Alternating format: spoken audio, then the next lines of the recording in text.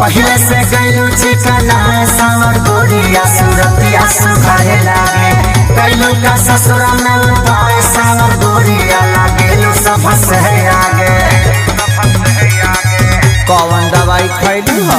पहले से गईलू चिकना सावर गोरिया सूरतिया सुखाए लागे गईलू का ससुरा में उपाय सावर गोरिया लागेलू सब से आगे।